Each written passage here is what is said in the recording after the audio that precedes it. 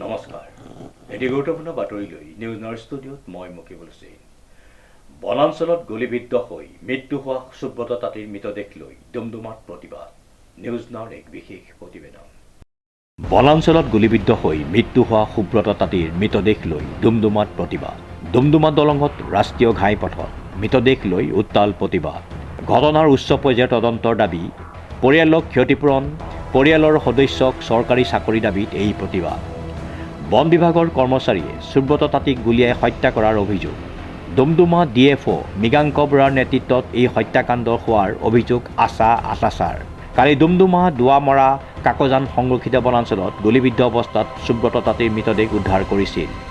ৰাষ্ট্ৰীয় ঘাইপথ অৱৰোধ কৰি প্ৰতিবাদ সাব্যস্ত কৰাৰ ফলত আবদ্ধ হৈ পৰে শ শ যান বাহন। বৈধভাৱে চোৰাং কাঠৰ বেহা হয় আৰু সেই বেহাত জড়িত বন বিভাগ আছে। আৰু কালি ঘৰত কাম কৰোৱাৰ চলেৰে আমাৰ নিৰীহ যুৱক সুব্ৰত তাঁতীক দুৰ্ণকান্ত মৰাণে ঘৰৰ পৰা উঠাই লৈ 7টা বজাত উঠাই লৈ যায় আৰু 10 বজাত খবৰ দিয়ে যে গুলীবদ্ধ হৈ আছে। আৰু 10 বজাত যেতিয়া ঘৰৰ মানুহে তাত উপস্থিত হয়, তাত মৃত শৰীৰ উদ্ধাৰ হৈছে। আৰু এই ক্ষেত্ৰত দুৰ্ণকান্ত মৰাণৰ লগত 3জন ব্যক্তি জড়িত আছিলে। তেওঁলোকৰ লগত বন বিভাগো জড়িত আছিলে। তেওঁলোকৰ মোটা ধনৰ লেনদেন চলে।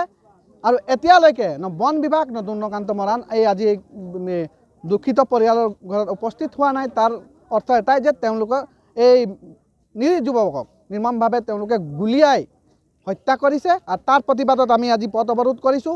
আৰু যেতিয়ালৈকে সেই দৃপ্ত ব্যক্তি 4জন কৰায়ত্ব নহ'ব আৰু বন বিভাগ ইয়াত উপস্থিত নহ'ব, তেতিয়ালৈকে আমাৰ এই আন্দোলন কাৰ্যসূচী ইয়াতে অব্যাহত ৰাখিম। তাৰ দাবী আছে তেওঁলোকক কৰায়ত্ব কৰিব লাগিব আৰু বন বিভাগক বদলি কৰিব লাগিব। বন বিভাগৰ কাম নাই, বন বিভাগ বদলি কৰিব লাগিব। আৰু সেই দুখীয়া পৰিয়ালটো দিন হাজিৰা কৰা পৰিয়ালৰ সহধৰ্মিনী আছে, তেওঁক এককালীনভাৱে 20 লাখ টকা দিব লাগিব। আৰু তেওঁ ভৱিষ্যতত চলি যাবৰ কাৰণে তেওঁক বন বিভাগে চাকৰি প্ৰদান কৰিব লাগিব। কংকজ্যোতি শৰ্মা ৰিপৰ্ট, নিউজ নাও 24/7।